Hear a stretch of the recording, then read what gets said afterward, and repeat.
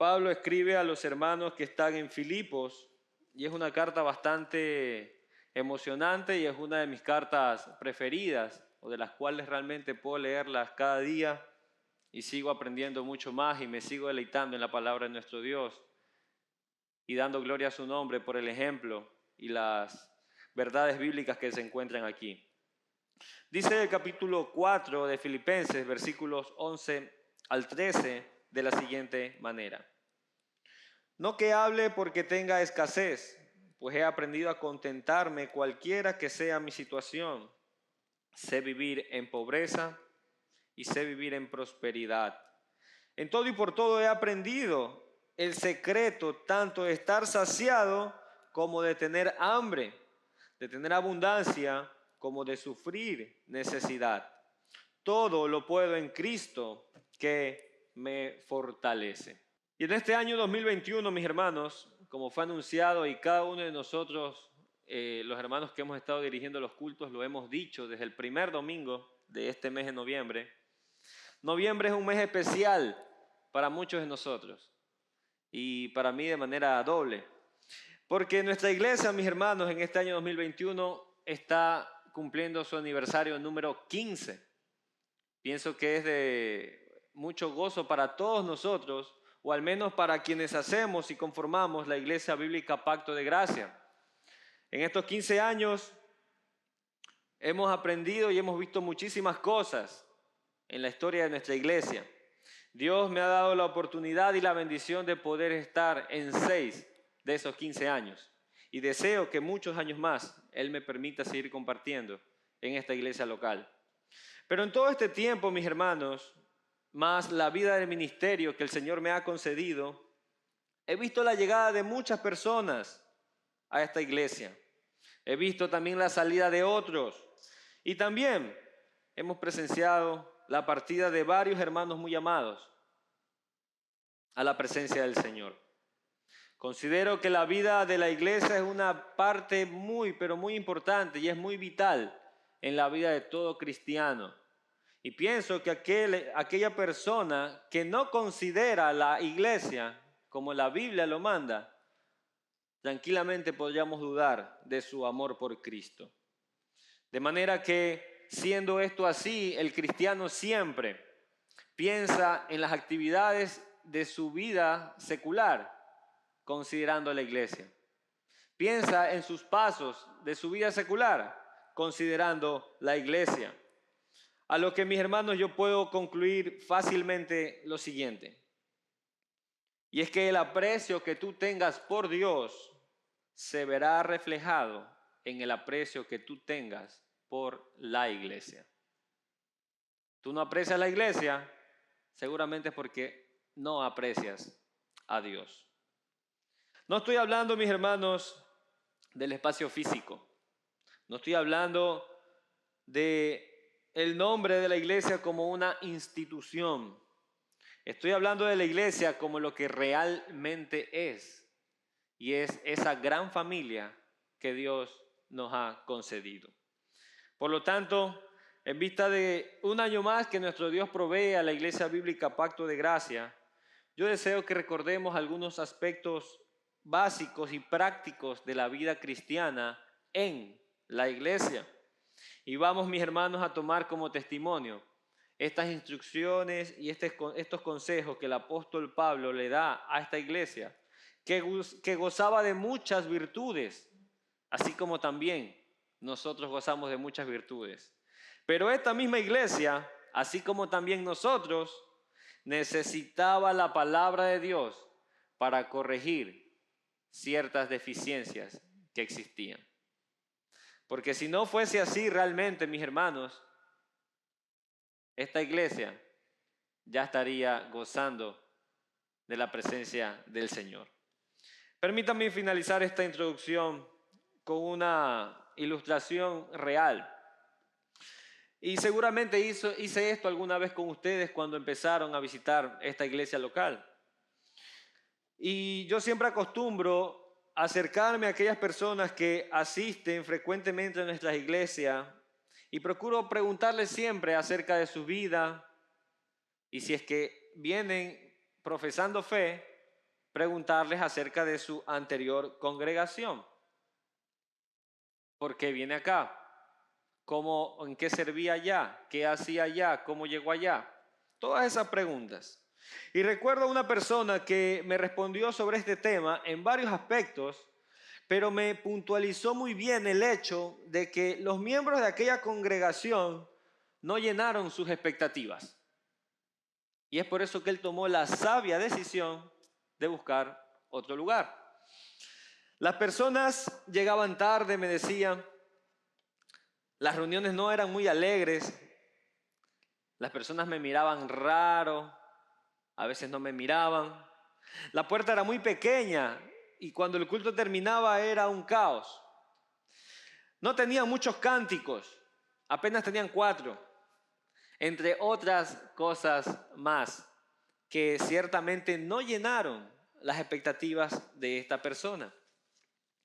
Con mucha sabiduría pidiéndole al Señor y mucho temor también, yo le respondí a esta persona sobre aspectos que realmente son importantes en una iglesia, como ver qué predica esa iglesia, ver si goza o no de una sana doctrina y están fundamentados en la roca firme que es Cristo.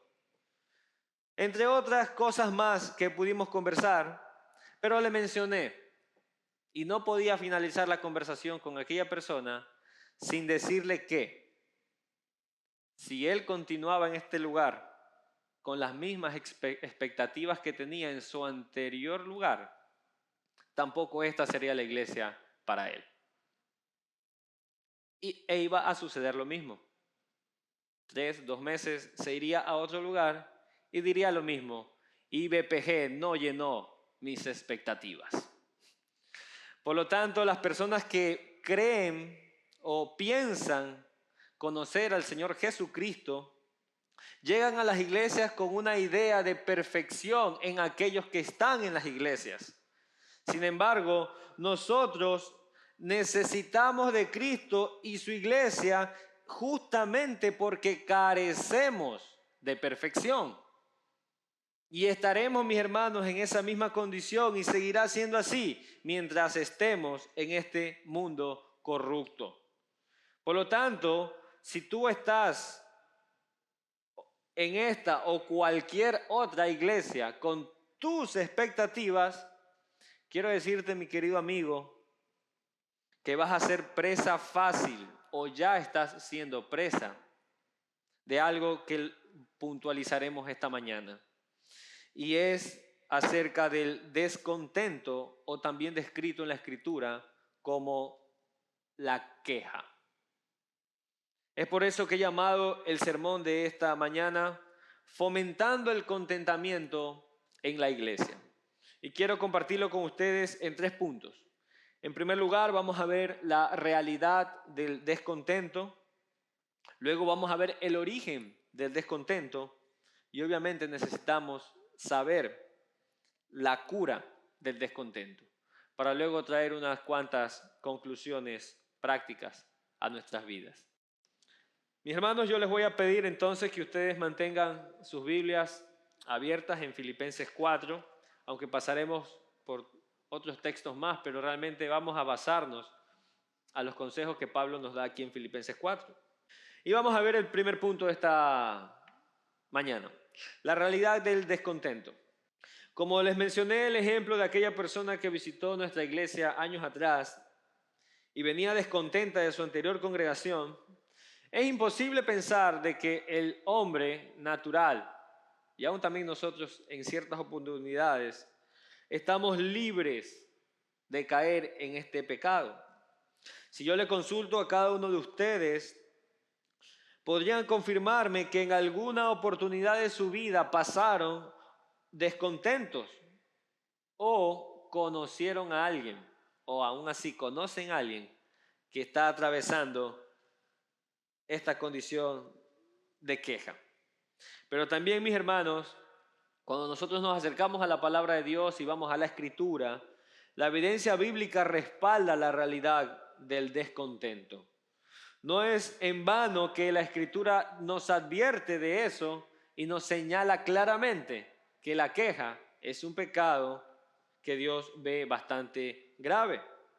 Por ejemplo, cuando nosotros nos acercamos y vemos las cartas que el apóstol Pablo hace a los hermanos en Corinto, nos damos cuenta del descontento que surgió allí a causa o como resultado de la envidia y de los celos. Allí hay un ejemplo clarísimo. Vemos Filipos y aunque aquí Pablo no especifica la razón, sí nos expresa la falta de reconciliación entre dos hermanitas, Evodia y Síntique. Mujeres que combatieron junto a Pablo por la predicación del Evangelio. Así que mis hermanos, el descontento es una de las principales causas de división en una iglesia. Es una de las principales causas de enemistad en una iglesia. Y como resultado, también es una de las principales causas del poco o nada compromiso tuyo con la iglesia. Por eso, el apóstol Pablo, entendiendo lo peligroso que es este espíritu de queja y este estado de descontento, hace estas recomendaciones y trae este capítulo 4, ya que realmente el descontento atenta de manera directa con la unidad del cuerpo de Cristo. Veamos un ejemplo bastante claro y que justamente hace 2 sermones nuestro pastor nos llevó por esos pasajes. Mira lo que dice Números capítulo 11. En Números capítulo 11 conocemos un poco de contexto allí cuando el pueblo de Israel presentó su queja delante de Moisés, pero realmente usted y yo sabemos que esa queja fue más allá. Y dice el versículo 1 de la siguiente manera, vamos a leer hasta el versículo 6. Y el pueblo comenzó a quejarse en la adversidad a oídos del Señor. Y cuando el Señor lo oyó, se encendió su ira, y el fuego del Señor ardió entre ellos y consumió un extremo del campamento. Entonces clamó el pueblo a Moisés, y Moisés oró al Señor, y el fuego se apagó. Y se dio a aquel lugar el nombre de Tabera, porque el fuego del Señor había ardido entre ellos. Y el populacho que estaba entre ellos tenía un deseo insaciable. Y también los hijos de Israel volvieron a llorar y dijeron, ¿quién nos dará carne para comer? Nos acordábamos del pescado que comíamos gratis en Egipto, de los pepinos, de los melones, los puerros, las cebollas y los ajos. Pero ahora no tenemos apetito. No hay para nuestros ojos, excepto este maná. El Antiguo Testamento, mis hermanos, registra con buen detalle cómo el pueblo de Israel caminó años quejándose de Dios. Porque realmente la expresión del descontento es la queja. Una persona que constantemente está en queja tras queja es simplemente la expresión de su insatisfacción de algo o de alguien. Pero ya vamos a ver más adelante un poco más de esto. Pero no solo, mis hermanos, debemos mencionar lo que hemos leído, sino que también es necesario observar la reacción de Dios ante esta falta de el pueblo de Israel. Porque muchos podemos decir, sí, es verdad, la queja es pecado y ya. Pero mis hermanos, usted y yo sabemos cómo nuestro Dios santo, puro, reacciona ante el pecado. Y según el pasaje que hemos leído, las quejas hacen airar a Dios por la razón de que muestran nuestra falta de agradecimiento. De manera que, mis hermanos y hermanas, nosotros no tendremos convicción de esto hasta que entendamos que la queja y el descontento son un pecado que si no los corregimos, con el tiempo endurecerá nuestros corazones, así como hizo con los hijos de Israel. Y por más bendiciones que tengamos delante de nosotros, seguiremos quejándonos y quejándonos y quejándonos. Así que pidamos a Dios que nos dé convicción de esto y entendamos, mis hermanos, cómo nuestro Dios reacciona ante tal falta. De tal manera fue el pecado de estos hombres contra nuestro Dios, que les costó la tierra prometida. Si no fuera tan grave, ellos hubiesen pasado, hubiesen ingresado. Pero mis hermanos, el texto es muy claro cuando nos dice que Dios oyó esa queja y se airó y consumió un extremo del campamento. Entonces, mis hermanos, habiendo visto de que esto es una realidad la cual debemos evitar y a la cual tenemos que estar atentos, tendríamos que preguntarnos de dónde viene esto. Y así podemos pasar a nuestro siguiente punto, el origen del descontento. Toda iglesia que quiera permanecer en unidad y que quiera permanecer sana, debe erradicar el descontento, no a los descontentos. Inicialmente debemos siempre identificar esas actitudes y erradicarlas de los miembros de nuestras iglesias.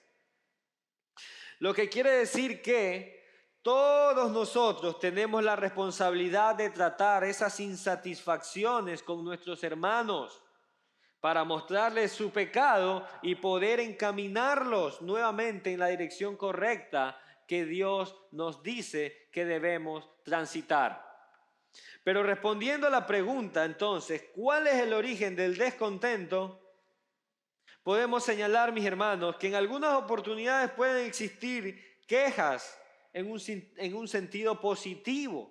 Por ejemplo, ustedes han ido al momento en donde el Señor permite para que se levanten diáconos, en Hechos capítulo 6, con quejas de las viudas que estaban siendo desatendidas.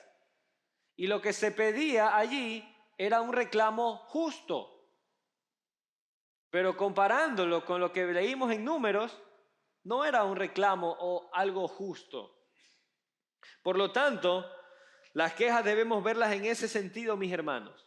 Pero mayormente, no nos engañemos, las quejas son negativas. Y estas siempre se originan en nuestras mentes carnales. Las mismas quejas toman intensidad y se agravan cuando no estamos dentro de los propósitos eternos de nuestro Dios y su iglesia. Es decir, cuando tú abandonas la comunión con el Señor, muy fácilmente te vas a poder quejar hasta del color de la iglesia.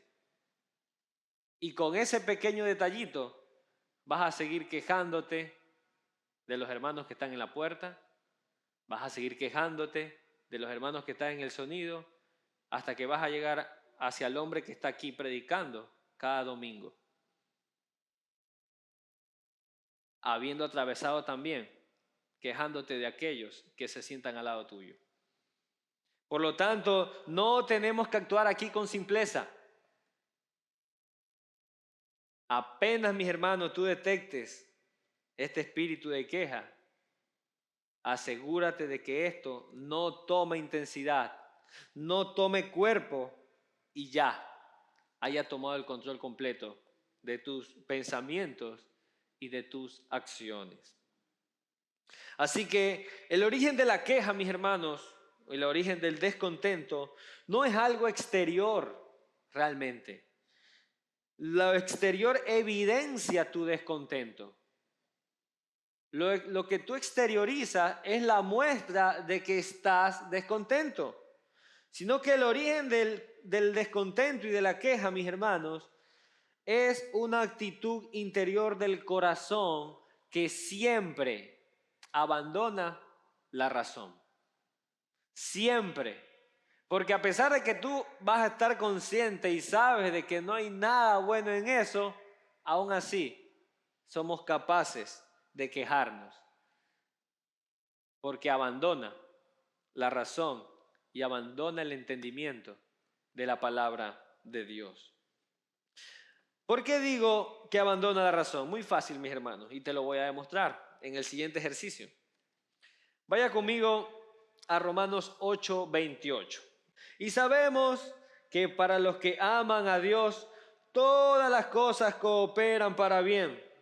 Esto es, para los que son llamados conforme a su propósito. ¿Quién no cree esto? Levante su mano, diga, no es así, Pablo se equivoca allí. ¿Quién no cree realmente que todas las cosas cooperan para bien? Nadie levantó su mano, por lo tanto, entiendo de que todos ustedes creen que eso es verdad. Romanos 8:28 es verdad. Entonces, ¿por qué te quejas? Si esa situación de la cual te estás quejando coopera para bien o ayuda para bien. ¿Tú crees que Dios es soberano? Yo pienso que sí. Dios es soberano. ¿Tú crees que Dios orquesta y ha definido todos tus pasos? Pienso que sí. Entonces, ¿por qué estás descontento con eso que Dios en su soberanía permitió? ¿Te das cuenta cómo la queja abandona la razón? Porque tú has leído y sabes Romanos 8:28. Porque tú conoces y bíblicamente puedes respaldar y puedes enseñar de que Dios es soberano y orquesta todos nuestros pasos, pero aún en eso estás descontento, estás insatisfecho y lo demuestras quejándote, porque abandonaste la razón. Así que, mis hermanos, si sabemos que Dios es soberano, sabemos que todas las cosas cooperan para bien, ¿por qué nos quejamos con lo que Él permite en nuestras vidas? Hoy, el día jueves, recibí una llamada de uno de los hermanos de nuestra iglesia porque su esposa sufrió un accidente de tránsito. Y hasta el momento, ninguno de los dos se ha quejado de eso. Sino más bien, han dado gracias porque no hubo daños mayores. Solo el auto. Van a estar sin auto unos cuantos días. Pero su esposa y sus hijas que iban en el auto están completamente bien. Por lo tanto, mis hermanos, sería una actitud nada bíblica de pronto sufrir un accidente y quejarnos por ese accidente. Tropezarnos, caernos y quejarnos por eso. Recibir un diagnóstico nada positivo y quejarnos por eso. Etcétera, etcétera, etcétera. De manera que existe una relación muy estrecha y mucha relación cuando hablamos del descontento y consideramos la soberanía de Dios. Porque si tu condición es la del descontento, me demuestras lo poco que crees en la soberanía de Dios. O me demuestras la poca convicción que tienes en Romanos 8:28. Por eso te dije, te voy a demostrar que la queja abandona y deja a un lado la razón. Finalmente, ya que entonces, mis hermanos, esto es una realidad y ya que hemos visto también el origen de este gran pecado, podemos pasar al último punto de esta mañana. ¿Cómo curarnos de la queja? Y es lo que voy a tratar de explicarles, mis hermanos, en Filipenses 4, en los últimos 22 minutos que nos restan. Filipenses 4, versículo 1 al 13. Y aquí, mis hermanos, nosotros primeramente debemos recordar el contexto en el que el apóstol Pablo se encontraba, ya que no estaba enseñando esto desde una playa, no estaba, pienso yo, no estaba nada cómodo al momento primero de tener el deseo de escribir esta iglesia y luego también de escribir esta carta. Y eso nos ayuda mucho porque es un ejemplo, ya que seguramente nosotros tenemos unas condiciones diferentes a la del apóstol Pablo, pero aún así no hacemos algo similar a lo del apóstol Pablo. Pablo hace esta carta desde la prisión y sus expresiones de afecto, de ánimo, de gozo, de cariño y de paz nos revelan lo contento que él se encontraba a pesar de la situación en la que estaba. Él da palabras, mis hermanos, que ninguno de nosotros podríamos atrevernos a decir, Pablo se está quejando, sino más bien todo lo contrario. De manera que desde el versículo 1 al versículo 13, el apóstol Pablo provee a esta iglesia la cura del descontento y así, dando como resultado, fomentar mucho más el contentamiento y la unidad de la iglesia en cada uno de estos hermanos. De manera que lo hace, mis hermanos, compartiendo 7 acciones prácticas que cada uno de nosotros tenemos que desarrollar y practicar aquí, en el contexto de nuestra iglesia local. Por lo tanto, vaya conmigo a Filipenses 4, versículo 1, y veamos cuál es el primer consejo que Pablo le da a esta iglesia. Así que, hermanos míos, amados y añorados, gozo y corona mía, estad firmes en el Señor, amados. ¿Cuántas referencias de afecto da aquí Pablo? Míos, amados, añorados, gozo, corona mía, amados. 6 referencias de afecto en un versículo. 6 referencias a ese amor entrañable que Pablo tenía por esta iglesia. Y ese es su primer consejo. Amor entrañable por mis hermanos. No es oculto para ninguno de nosotros el mandamiento de amarnos los unos a los otros. Y en esta oportunidad el apóstol, como un pastor para estos hermanos, demuestra ese amor entrañable que él tiene para estas ovejas.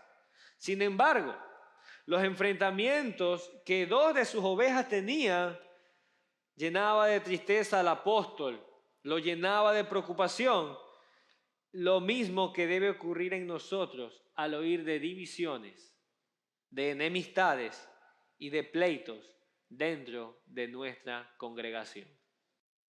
Pablo no dijo, vos decís que se están peleando, bueno, yo estoy en otra situación, estoy acá en la cárcel, así que arreglen ustedes allá. No, Pablo se apropió de un problema particular de esta iglesia local. Pablo pensó y no desechó ese inconveniente. Y aunque no estaba ahí en cuerpo, se hizo sentir por medio de esta carta.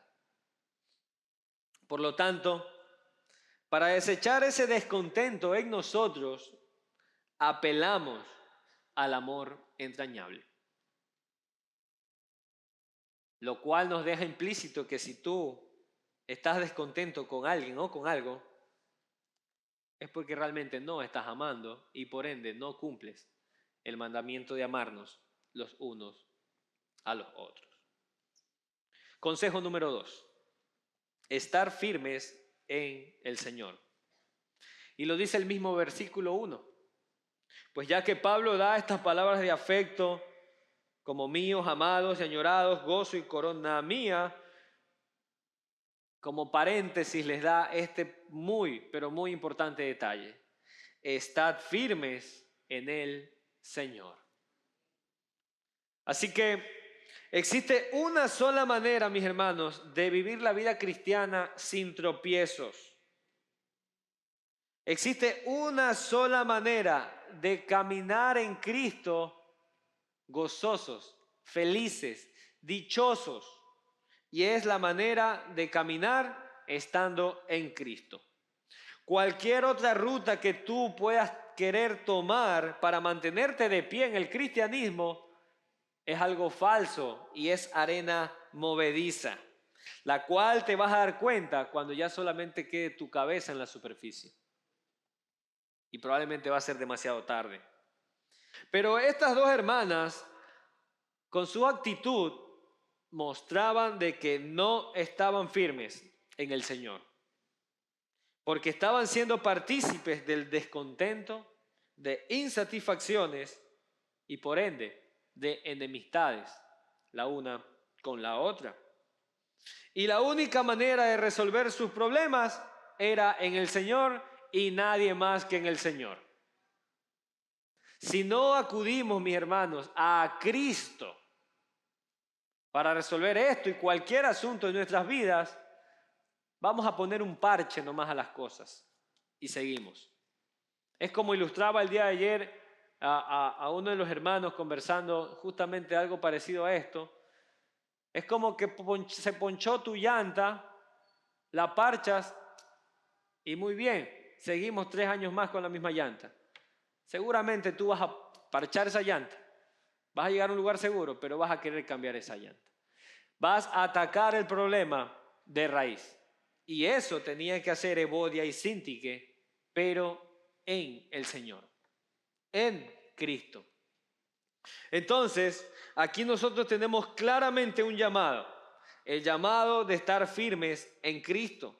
Y eso es caminar en la verdad de su palabra y modelar la vida de Cristo hacia mi hermano o mi hermana. ¿Y cuál es la vida de Cristo aquí, mis hermanos, que debemos modelar? Muy fácil. Cristo realmente amaba y ama a los suyos. Ama a los suyos a pesar de todo. Y creo que de eso todos nosotros podemos dar testimonio y levantar nuestras manos. Que a pesar de todo, Cristo nos sigue amando y es nuestro buen amigo fiel. ¿Cuál es el consejo 3? Versículo 3. Filipenses 4, 3. En verdad, fiel compañero, también te ruego que ayudes a estas mujeres que han compartido mis luchas en la causa del Evangelio, junto a Clemente y los demás colaboradores míos, cuyos nombres están en el libro de la vida. Y este consejo 3, mis hermanos, me llama mucho la atención y es bastante particular. El mundo tiene vamos a llamarlo la doctrina, de que si tú estás peleado con fulano, allá arréglense ustedes y yo voy a ser simplemente un espectador y voy a comentar la lucha, voy a comentar la pelea, voy a comentar la enemistad, hasta ver qué sucede. Bueno, el apóstol Pablo llama a la iglesia a ser pacificadores. Pablo escribe, señala el problema, señala a las integrantes del problema, pero mete a un fiel compañero. Y tú podrás decir, ¿qué tiene que ver este hombre? Mete a Clemente. ¿Qué tiene que ver Clemente con el problema? Involucra a otros hermanos más. ¿Y qué tienen que ver esos otros hermanos, dirías tú? Tienen mucho que ver. Si son parte de la iglesia, si son creyentes, si son hermanos, tienen muchísimo que ver. Las quejas que surgen dentro del cuerpo de Cristo no son un problema aislado de nosotros. Y no deja fuera a los que en teoría o mostramos que estamos bien o que al menos no estamos en esa condición de enemistad, sino que Pablo llama a toda la iglesia a involucrarse para resolver la enemistad que tienen estas dos hermanas. El texto es muy claro. También te ruego que ayudes a estas mujeres. Ayúdalas. ¿Cómo las vas a ayudar? No creo que era para que, a ver, vamos, discutan ahí. Ayúdalas. Involucra a la iglesia, involucra a los demás. Y algo muy importante que quiero señalar aquí, mis hermanos, no involucra solamente a los líderes de la iglesia. Es nuestro deber como hermanos en Cristo ayudarnos en todo momento. Hoy tocamos un ejemplo claro de queja y de descontento. Pero hay otras oportunidades también en donde tú implícitamente tienes que estar involucrado. Por esta gran razón, Pablo apela y requiere la ayuda de este compañero fiel para que obre como mediador, para que obre como pacificador de estas hermanas. No para que eche más leña al fuego, porque mis hermanos, nosotros los creyentes estamos para reconciliar a aquellos que están insatisfechos con otros hermanos. Pero si tú te haces indiferente a eso, déjame decirte que tú también eres parte de ese problema y de esa enemistad. Así que tu llamado es aquí a ser pacificador. Tu llamado aquí es reconciliar. No te hagas el indiferente y tampoco alimentes el espíritu de queja de tu hermano o de tu hermana. Porque podemos también caer en el error de intentar preguntarle, ¿por qué no te llevas con ella? Ah, muy bien. Ahora a ti, ¿por qué no te llevas con ella? Ah, es que ella dijo eso de ti. Y sabes que dijo eso de ti y alimentas más esa enemistad. Así que tengamos cuidado de caer también en eso. Consejo número 4. Estar gozosos. Es muy fácil estar gozoso quizá, pero no todos gozosos en el Señor. No todos gozosos en el Señor. Y eso es una gracia y es una bendición particular que nosotros los cristianos tenemos. Filipenses 4:4. Regocijaos en el Señor siempre. Otra vez lo diré, regocijaos. Miren cómo Pablo, hermanos, empieza con esas palabras de afecto, empieza presentando un problema. Él inicia desde ahí, interesante. A veces nosotros dejamos los problemas o los negativos, siempre dejamos al final. Pero él empieza dando este inconveniente, empieza involucrando a la iglesia y hay aquí otro llamado importante. Regocijaos en el Señor siempre. Y esta es una de las razones por las que tú te encuentras descontento. No estás gozoso con tu Señor. Y tú me dirás, no, ¿y quién es usted para decir eso? Bueno, muéstrame de que no estás descontento, de que no estás en quejas. Si no estás en quejas, pues realmente estás gozando esa bendición del Señor. Pero si día tras día estás insinuando y expresando tu insatisfacción, es porque Dios no es un gozo para tu vida. Esto no es sinónimo de que todo en la vida de nosotros saldrá bien, sino que es un llamado a la actitud con la que enfrentamos la vida.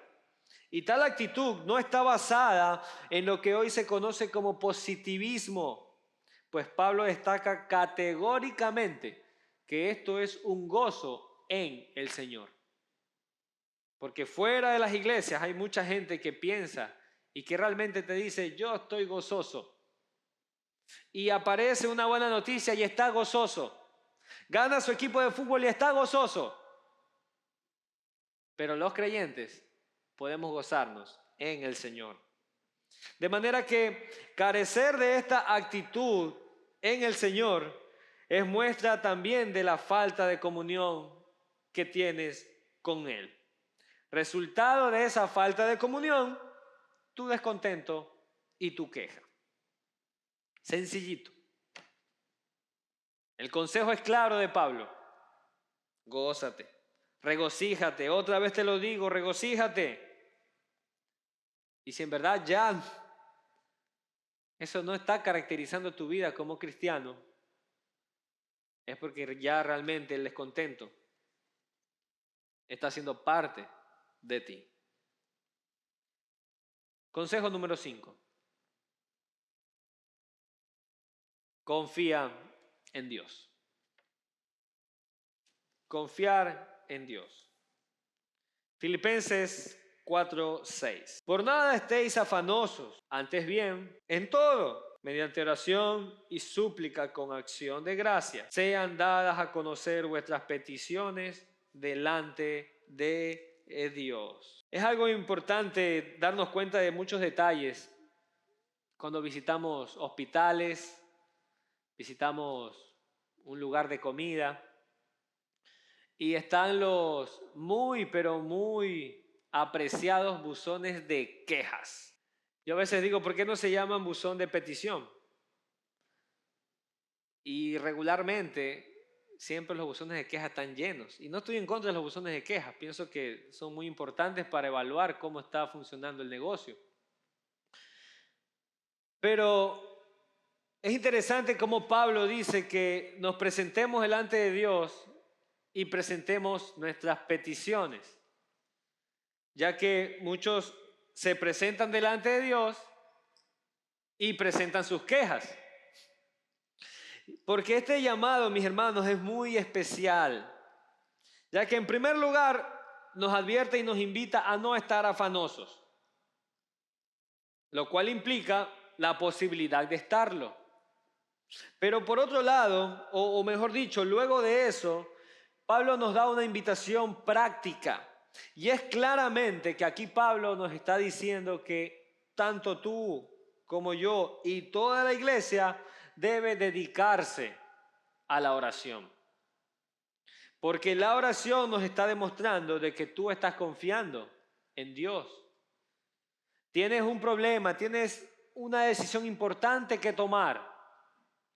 Si tú confías en ti mismo, vas a ir a enfrentar eso en dependencia tuya. Pero si tú confías en Dios, tomarás el consejo de Pablo. No vas a estar afanoso, sino que más bien te vas a acercar a Dios en oración, en súplica y en acción de gracias. Porque aquí Pablo resume o menciona la oración de estas tres maneras propiamente dichas, como oración, como súplica, pero lleva acción de gracias, mi hermano. Y sería muy importante preguntarnos de todas nuestras oraciones diarias, en cuántas de ellas nosotros estamos también, no solo pidiendo, sino que también agradeciendo. Nosotros venimos a este culto, mis hermanos, y agradecemos al Señor porque nos trae con bien. Nosotros venimos a este culto, hermanos, y agradecemos al Señor por las vidas de aquellos que pueden participar de este culto al Señor. Pero muchas veces, mis hermanos, cometemos ese grave error de solamente pedir, pedir, pedir y pedir y pedir y pedir y pedir y pedir y pedir y pedir y pedir y pedir y pedir y puedo seguir. Pero pocas veces cuando alguien te dice, hermano, quisiera orar por ti, te dice, da gracias al Señor por esto de aquí. Sino que quiero pedir y pedir y pedir. De manera que si tú en alguna oportunidad tienes el privilegio de abrir un buzón de quejas, rara vez vas a encontrar buen servicio. Rara vez. Sino que vas a encontrar la mesa muy pequeña. Me dijeron que el pedido se demoraba 10 y vinieron en 10 con 10 segundos. Por lo tanto,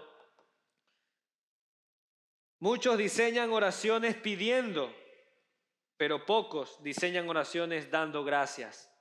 Y no hay acción más edificante, mis hermanos, que atravesar una prueba y mostrarse agradecido con Dios. ¿No te imaginas cuánto puedes llegar a edificar a los que están alrededor tuyo? Atravesar una prueba muy grande y terrible, pero verte gozoso y agradeciendo a Dios por eso. Así que, mis hermanos, no dejemos de lado la gratitud. La gratitud es un concepto muy importante que Dios tiene y que espera de nosotros, porque la gratitud doblega la queja, la gratitud elimina los celos, la gratitud deja de lado la murmuración, la insatisfacción, el egoísmo y toda cosa semejante. Es por eso que aquellos que practican la murmuración, practican el egoísmo, poco o nada agradecen a Dios. Poco o nada. Por lo tanto, mi hermano y mi hermana, cuando tú te estás quejando, No te estás quejando del otro o de la situación que atraviesas. Te estás quejando directamente con Dios. Así como tú puedes dar y decir, el Señor me ayudó a hacer esto, bueno, también cuando te quejas estás diciendo, Dios, tú permitiste esto. Lamentablemente hemos tomado el sillón de un juez y señalamos a Dios como culpable y causante de nuestra inconformidad. Pero mis hermanos, como creyentes, tú y yo debemos mostrarnos siempre agradecidos. Confía en Dios. Ve a Él en oración, como Pablo te lo dice. Ora, suplica y da gracias. Dios no está, mis hermanos, interesado en cambiar nuestras necesidades, nuestras circunstancias, perdón. Dios está más interesado en cambiarnos a nosotros mismos.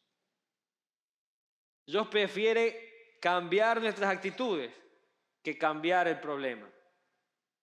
Porque lo importante aquí, como Pablo lo dice, es cómo tú estás enfrentando la situación.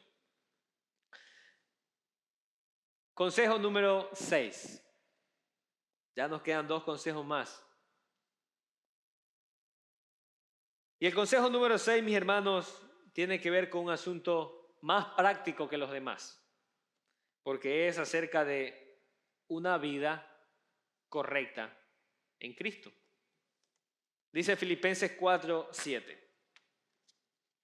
Y la paz de Dios, que sobrepasa todo entendimiento, guardará vuestros corazones y vuestras mentes en Cristo Jesús. El vivir correctamente, mis hermanos, es una simplificación de todos los aspectos o de todos los consejos que Pablo ha mencionado en los versículos anteriores, ya que el amor, el estar firme y todo lo demás traerá como resultado esa paz de Dios que guardará nuestros corazones y nuestras mentes. De manera que si tu manera de vivir está aliada a los planes de Dios, vas a producir frutos en el Señor. Y esos frutos en el Señor son una vida correcta. Son una vida correcta. Pero si tu manera de vivir está aliada a los planes de Satanás, vas a producir queja tras queja. Vas a mostrarte inconforme en todo lo que la iglesia intente como proyecto. Vas a verte insatisfecho por la prosperidad del hermano o por el éxito del hermano. Así que, mis hermanos y amigos, nosotros no hemos estado hablando el día de hoy de cosas superficiales. Estamos hablando de un pecado muy desagradable para nuestro Dios. No creas, mis hermanos, que por esto ser algo interno y que pocas veces se está exteriorizando, es algo que solo lo puedes ver de pasada. Pero tu condición de queja se va a ver claramente en cada una de tus acciones. Por lo tanto, cuando Pablo da este texto acerca de esa paz de Dios, que tiene que ver con esa vida correcta delante de Él, mis hermanos, estamos teniendo un llamado a no subestimar este gran pecado de la queja. Finalmente, el consejo número 7 de Pablo está en el versículo 8 y es tener un pensamiento correcto. Por lo demás, hermanos, todo lo que es verdadero, todo lo digno, todo lo justo, todo lo puro, todo lo amable, todo lo honorable, si hay alguna virtud o algo que merece elogio, en esto quéjate. No, en esto meditad. En esto meditad. Así que el último consejo de Pablo, mis hermanos, lo entiendo como algo que está sellando ya todo lo que él ha dicho. Es como que Él está reforzando para que todo lo que Él ya nos ha aconsejado no se pierda en nuestras vidas. Es como que Él tomó una caja, guardó cosas importantes y la va a asegurar muy bien para que no venga el enemigo, el ladrón, y se lleve eso que hemos guardado en esa caja. Porque Pablo nos da este último consejo para mantenernos en ese estado de contentamiento. Las cosas en las que tú inviertes tus pensamientos van a ser las determinantes a la hora de expresar nuestras actitudes y nuestras acciones. Todos los antónimos de las cosas que Pablo aquí nos invita a meditar te darán como resultado la queja. Si tu condición el día de hoy es queja, seguramente no estás meditando en todo lo verdadero. Si tu situación es queja, no estás meditando en todo lo justo y tampoco estás meditando en todo lo puro. De manera que, hermanos, el pensar correctamente nos va a ayudar también a curar o evitar ese pésimo estado y pésima condición de descontento. Y todo pensamiento correcto, usted y yo sabemos muy bien de dónde proviene. De la palabra de nuestro gran y soberano Dios. Mira lo que dice Colosenses capítulo 3, versículo 16. Que la palabra de Cristo habite en abundancia en vosotros, con toda sabiduría, enseñándoos y amonestando unos a otros, con salmos, himnos y canciones espirituales, cantando a Dios con acción de gracias en vuestros corazones. Así que, hermanos míos, cada uno de estos textos demuestra claramente cómo tú eres una persona clave a la hora de fomentar el contentamiento en la iglesia. Ten amor entrañable. Muéstrate siempre gozoso. Vive y piensa correctamente en Cristo y verás cómo tú vas a fomentar el contentamiento en la iglesia. Pero por otro lado, quéjate, expresa tus insatisfacciones y verás lo que vas a cosechar. Permítame finalizar este sermón con unas cuantas conclusiones, mis hermanos. Cada uno de los consejos son aplicaciones prácticas, pero quiero traer en resumen algo que podemos concluir. Y en primer lugar, quiero hacer un llamado a perseverar siempre por la unidad del cuerpo de Cristo. Si yo voy a ser una parte de rompecabezas para formar y crear una enemistad, acuérdate siempre de perseverar en la unidad del cuerpo de Cristo. Y si es necesario aún, recuerda siempre que puedes ir una milla más por tus hermanos. Conclusión número 2. Evitemos expectativas centradas en nosotros mismos. Yo estoy seguro que si crear expectativas centradas en nosotros mismos fuera algo agradable a Dios y correcto, las iglesias estarían vacías. Si tu expectativa quizá es estar en la iglesia y estar desconcentrado, qué sé yo, con tu tablet, con el teléfono, con cualquier otra cosa, pero sabes que aquí eso es una irreverencia. Bueno, a causa de esa expectativa que tú tienes, mejor decides no venir. ¿Qué es lo correcto, hermanos? Tener siempre expectativas en Dios. Yo espero que tú hayas venido con la expectativa de que Dios hable a tu vida,